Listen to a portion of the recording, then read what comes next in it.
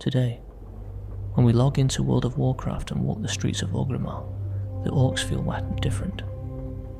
They are a proud but weary people, warriors yes, but also craftsmen, traders and soldiers blended into the larger Horde.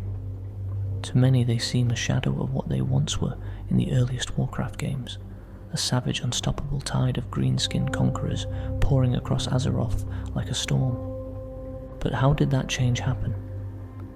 How did the Orcs go from the blood-drenched horde of the First War to the fractured, complex society we know today?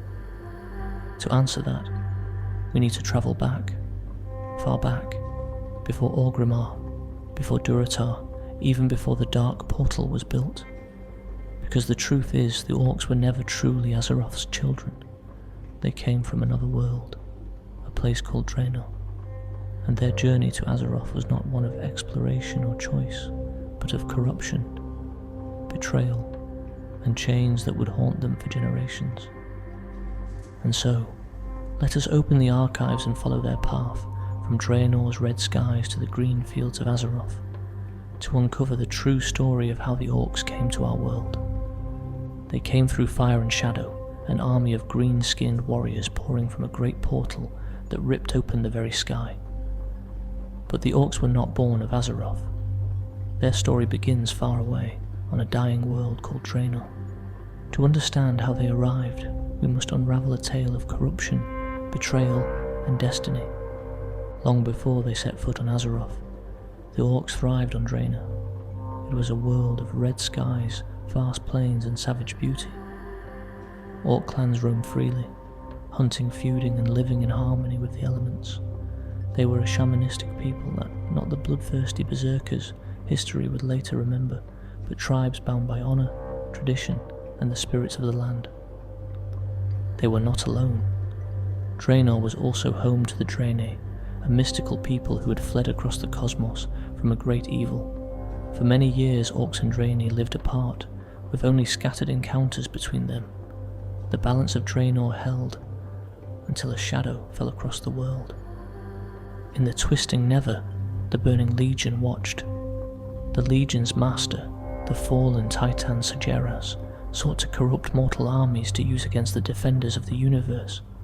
To him, the Orcs of Draenor were the perfect pawns, strong, proud, and, most importantly, susceptible to manipulation.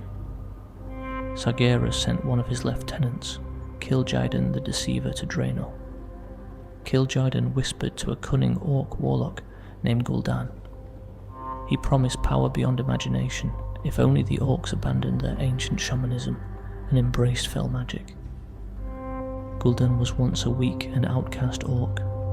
Hungry for power, he betrayed his people's traditions and became the first Orc warlock. Gul'dan fed him visions, twisting his mind until Gul'dan became a willing servant of the Legion. With Gul'dan as their prophet, the Orc clans turned away from the elements. The spirits grew silent, horrified by the betrayal. In their place came fell fire, bloodlust, and a hunger that could never be sated. To seal their pact, Gul'dan led the Orcs in drinking the blood of Manaroth, a pit lord of the Legion. This cursed blood bound them to Sageras' will, transforming the once noble Orcs into a savage horde. Under Gul'dan's guidance, the Orc clans united into a single war machine, the First Horde. Shamans became warlocks, chieftains became generals, and the Shadow Council, Gul'dan's secret circle, pulled the strings. Their first target was their peaceful neighbours, the Draenei. The Horde swept across Draenor in a tide of slaughter, nearly wiping out the Draenei civilization. Entire cities burned, and the Orcs bathed in blood. But the Legion was not finished. Draenor was only the beginning. While Draenor bled, Gul'dan was given his greatest gift, knowledge of the Dark Portal. With the help of the Necrolite warlocks and the guidance of Gul'dan, Gul'dan and his followers tore a hole through reality itself, a bridge between worlds. On the other side lay Azeroth, a land rich in magic and ripe for conquest. The first to cross were scouts and raiding parties, but soon the Horde poured through in full force, an endless army of green-skinned warriors, armoured in iron, carrying axes and cruel blades, marching into the lands of men, elves and dwarves. To the people of Azeroth, it was as if a nightmare had stepped into their world. To the Orcs it was destiny. Yet not all Orcs rejoiced. Some remembered the old ways. Some felt the spirit's silence like a wound. And as the Horde fought its wars in Azeroth, the true cost of Gul'dan's bargain became clear. Draenor itself began to wither, poisoned by fell magic.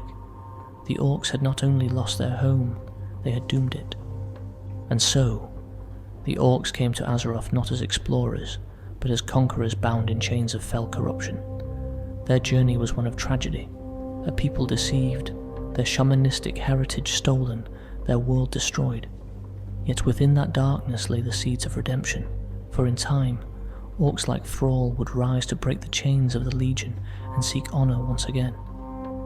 From the red skies of Draenor to the green hills of Azeroth, this is how the Orcs came to our world.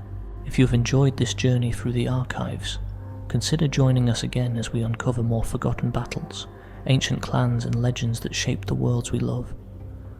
Until next time, the archives remain open.